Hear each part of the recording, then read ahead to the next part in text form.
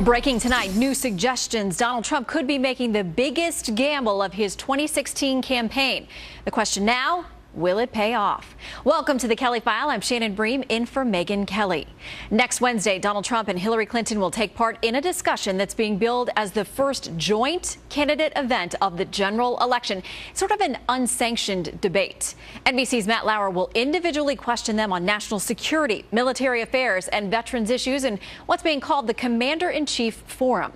Comes at a crucial time for Mr. Trump, as some top generals have lined up behind Hillary Clinton, new ones today, raising questions about his support among the military ranks. What's more, unlike the three official debates later this fall, there's no governing body for this forum, and NBC is free to handle it any way they want.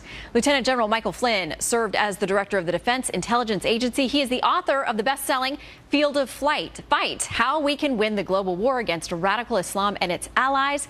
General Flynn will be with Donald Trump when he receives his second intelligence briefing tomorrow. He's been advising the candidate on national security issues. All right, General. Wow. There's a lot going on. A lot going on. A briefing is very important tomorrow, obviously. We talked after you had just come out of that first briefing, and you felt that not only did Mr. Trump get all the information that he needed, you felt like he was ready to be the commander-in-chief. Of course, you know, there are a lot of critics who will say he's going up against someone who's been a Secretary of State, a senator, has been exposed to this kind of information and has worked with countries around the world. Why is he the better bet? Yeah, I would just say just the ability to understand complex issues, to simplify complex things that are going on around the world. And Donald Trump has been paying attention to what has been going on around the world for a long, long time. And I will tell you, over the course of this year, it has gotten into more and more detail as he's gotten closer to this point. So I think that what I saw in the sort of the Q&A in that particular intelligence briefing that he received, I've seen thousands of those, Shannon. So, I mean, I was very comfortable with the conversation and the level of discourse and, frankly, what he got. And as I said at that time, that what was presented to him is in stark contrast to the policy decisions that are coming out of this White House. So tomorrow will be interesting, and there's a set of topics that we've asked for, so we'll see how that goes. Okay, now you are somebody, obviously, who has served our country. I and millions around this country have got great respect for you, but when we hear Donald Trump say things like, I understand ISIS better than the generals do, or I know more about ISIS than the generals do, he doesn't know more than you. Yeah, I mean, and again, put it in the context of when it was. So we're talking about, I think, almost a year later from that particular comment. Where we are, and I'm glad that you raised this thing that may or may not happen. I don't know if you know what the final result is going to be on this Commander-in-Chief forum next week. Sounds like it's happening. Yeah, or who is supporting Hillary Clinton versus who is supporting Donald Trump. I think that what we will see is we'll see an individual in Donald Trump who is ready to serve today as the Commander-in-Chief. I have no problems with Donald Trump stepping up and understanding the complexities. I describe them, Shannon, as the perils that the next president is going to face, because of the mess that has been left on the world stage in places like the South China Sea, North Korea, the Eastern European border of Ukraine, where Russia is going through a massive exercise right now, and just the utter disaster in the Middle East and parts of North Africa. I mean, that's what the next president is being left by this current administration, and that includes Hillary Clinton spending 4 years laying this thing on the world stage. So as a Secretary of State, so it's a mess. Who do you think is taking the bigger gamble by showing up at this event next week? They won't be on stage together, but they're both going to face tough questions. There'll be veterans and other military leaders in the audience and asking questions. Is it a bigger gamble for him or for her? Yeah, I think so. I think it's a much bigger gamble for her because she has not she's not been out all that much. So, you know, I mean, I'm sure that she'll be prepared. Like everybody says, she prepares very well. But I think that what you've seen and what you've heard from Donald Trump over a year, and his constant talking about the issues and talking about the world as it is today, the reality that we face, and some of the threats that we face, I think actually he will be. In fact, I know he's going to be much better prepared personally for Donald Trump to be able to address the issues that he's going to be asked about. Our General, thank you always for your service to this country. Congrats on the book, and we'd love to hear from you after the briefing tomorrow. Absolutely. Thank you. All right, as we mentioned, Matt Lauer is going to be the one moderating next week's Commander-in-Chief Forum. And when that news broke, a number of conservative websites immediately started questioning Lauer's role. Trace Gallagher has that part of the story from our West Coast newsroom. Hey, Trace. Hey, Shannon, during the one-hour Commander-in-Chief's forum, Donald Trump and Hillary Clinton, as you say, won't be on stage together, but instead will appear back-to-back. And today's show host Matt Lauer will moderate. And that's sparking conflict of interest concerns because Lauer once appeared on the Clinton Global Initiative website as a notable member. The page has since been taken down, and NBC says it never should have been up in the first place, saying, quoting, Matt Lauer was not and is not a Clinton Global Initiative member. It should also be noted that Fox Business anchor Maria Bartiromo was also listed as a CGI member, and she, too, denies it. But conservative critics have been pointing to media bias in this campaign ever since ABC News anchor George Stephanopoulos interviewed Hillary Clinton without disclosing that he had donated large sums of money to the Clinton Foundation. ABC later apologized, and the GOP blocked Stephanopoulos from moderating a Republican presidential primary debate. Now, with the first of 3 presidential debates scheduled for September 26th, Donald Trump has said he won't appear if the moderators aren't fair. The Presidential Debate Commission, which picks the moderators, says the campaigns really don't get a say, but clearly the commission realizes what a delicate dance this is. Consider that normally the commission announces moderators in mid-August, and now it won't be until at least next week. For the record, a morning consult poll among registered voters has Anderson Cooper and Megyn Kelly topping the list of preferred moderators. Presidential debates normally draw between 50 and 70 million viewers. Experts say the September 26th debate could draw 100 million. Shannon. She gets my vote. Trace, thank you. Joining us now, Howie Kurtz, host of Media Buzz on Fox News. Mo Alithi, the founding executive director of Georgetown University's Institute of Politics and Public Service.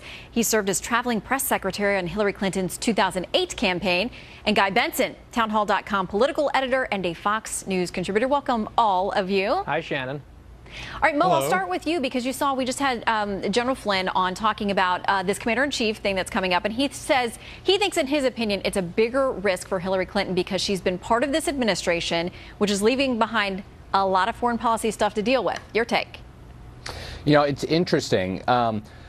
We're talking about veterans and the military. And historically, if you look in politics, Republicans tend to do very well with that vote, with the military vote, with the veteran vote. There seems to be something baked into people's psyche, into voters' psyche, that if you have an R next to your name, you might be better on defense or veterans issues. And if you have a D next to your name, maybe on some other issues.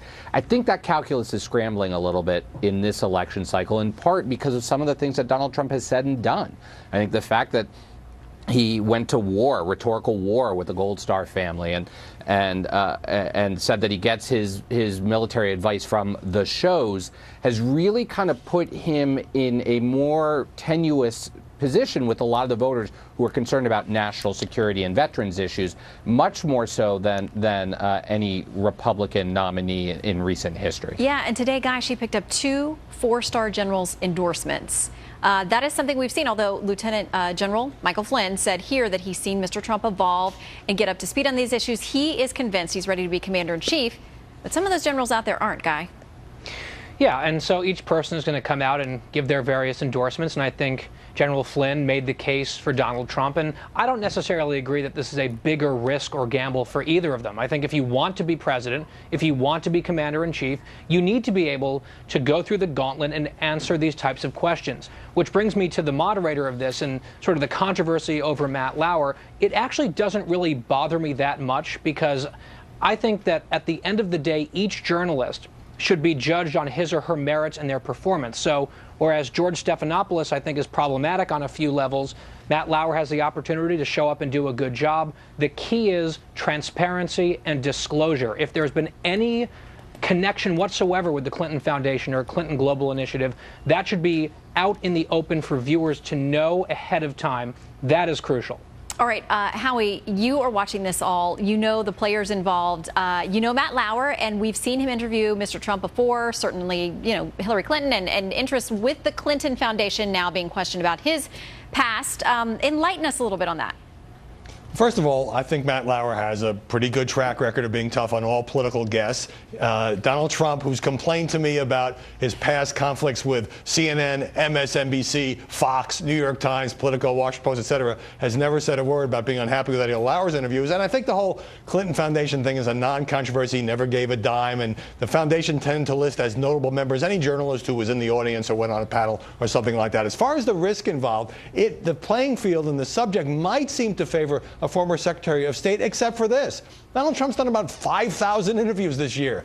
He's pretty well honed his skills at dealing with and deflecting these kinds of questions. If anything, Hillary Clinton, who hasn't held a news conference all year and has given far fewer interviews, might be a little rusty.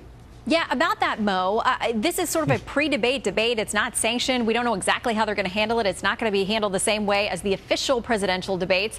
Is it a bit of a warm-up for Mrs. Clinton, who it's been 271 days? The last time that she held a press conference was before even a single primary vote had been cast. That's a long time.